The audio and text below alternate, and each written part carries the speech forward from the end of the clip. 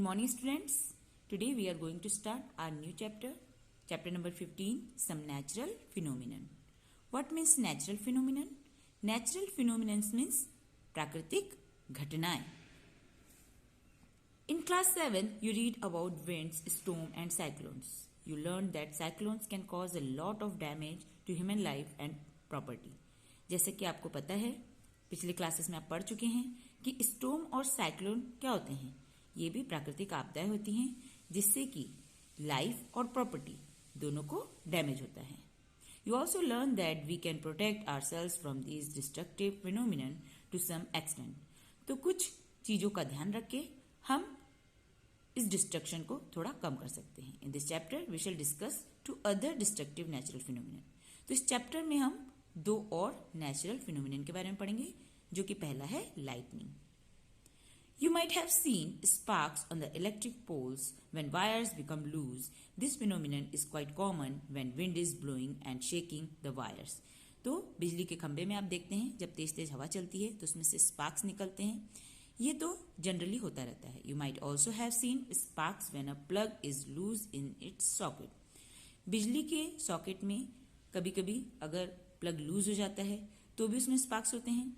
Lightning is also an electric sparks. उसी तरीके से लाइटनिंग भी जो है एक तरीके का इलेक्ट्रिक स्पार्क्स है, बट ह्यूज स्केल में. प्राचीन समय में लोग इस चीज को नहीं जानते थे कि लाइटनिंग है क्या. वो डरते थे. उन्हें लगता था कि भगवान उनके ऊपर गुस्सा कर रहे हैं. लेकिन अब सब जानते हैं कि लाइटनिंग क्यों होता है. जब क्लाउड्स में चार्जेस का एक्यूमुलेशन होता है तब लाइटनिंग होती है. We need not be afraid of lightning. इसलिए हमें इससे डरने की जरूरत नहीं, लेकिन हमें उससे जो नुकसान होता है उनसे बचने के लिए कुछ चीजों का पता होना चाहिए. तो सबसे पहले हम पढ़ेंगे चार्जिंग बाय रबिंग. जब हम चीजों को आपस में रगड़ते हैं तो भी वो चार्ज हो जाते हैं. तो अब हम इसको समझने की कोशिश करेंगे. इसको समझने के लिए आपको क्या करना है, आपको एक यूज किया हुआ बॉल पेन का रिफिल लेना है और उन्हें रगड़ना है. किसके साथ? पॉलीथीन के साथ, और बहुत तेज से रगड़ना है. देन आपको कुछ छोटे छोटे जो पेपर्स के टुकड़े होते हैं उनको फैलाना है, और जो बॉल पेन की रिफिल को आपने रगड़ा है उन बीट्स ऑफ पेपर के पास में लाना है.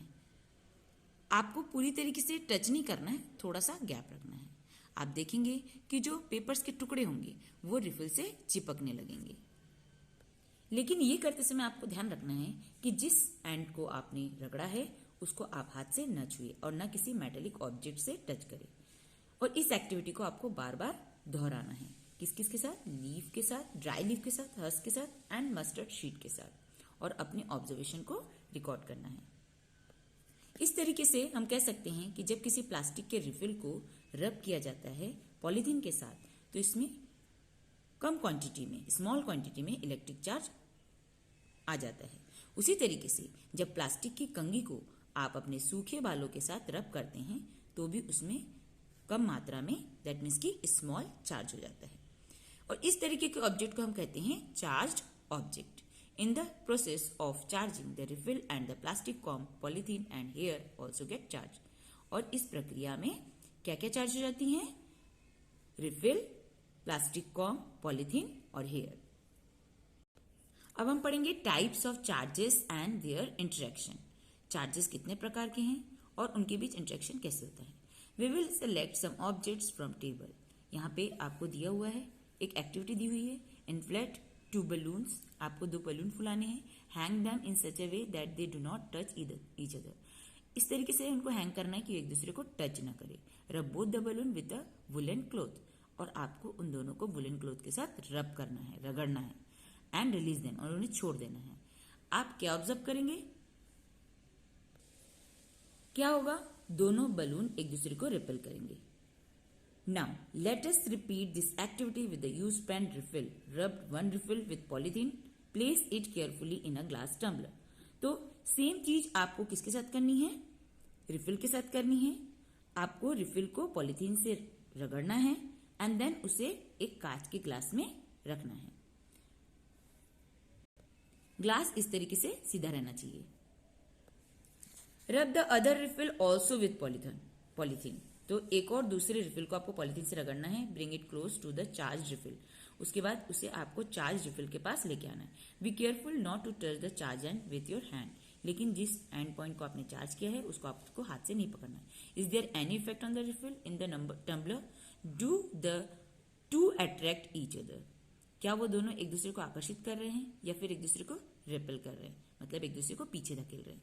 इन this activity we have bought close together the charge object that were made of the same material. मतलब एक ही मटेरियल से बने हुए जो चार्ज बॉडीज होती हैं उनके साथ क्या होता है, और अगर अलग अलग मटेरियल से बनी होती है तो उनके साथ क्या होता है। Let us find out. इसको देखने के लिए हम क्या करेंगे, हम वापस से एक रिफिल को रब करेंगे, मतलब रगड़ेंगे, एंड उसे ग्लास टम्बलर के अंदर पहले के जैसे लेके आएंगे, रखेंगे। Bring an inflated charge balloon, और एक बैलून को भी फुला के उसको रगड़ेंगे और उसको रिफिल के पास लाएंगे। तो ऑब्जर्वेशन क्या होगा, a charge balloon repelled a charge balloon. एक चार्ज बलून क्या करता है, दूसरे चार्ज बलून को रिपेल करता है, मतलब पीछे धकेलता है। A charge refill repelled charge refill. Charge refill भी चार्ज रिफिल को पीछे धकेलता है, but a charge balloon attract a charge refill. लेकिन एक चार्ज बलून एक चार्ज रिफिल को अट्रैक्ट करता है। तो दोनों अलग अलग मटेरियल की बनी है और दोनों में क्या हो रहा है, अट्रैक्शन हो रहा है। आई होप आप सबको यहाँ तक चैप्टर समझ में आ गया होगा। इसके आगे का जो पार्ट है वो हम नेक्स्ट क्लास में समझेंगे। आपको इसको रीड करना है और समझने की कोशिश करना है। Have a nice day.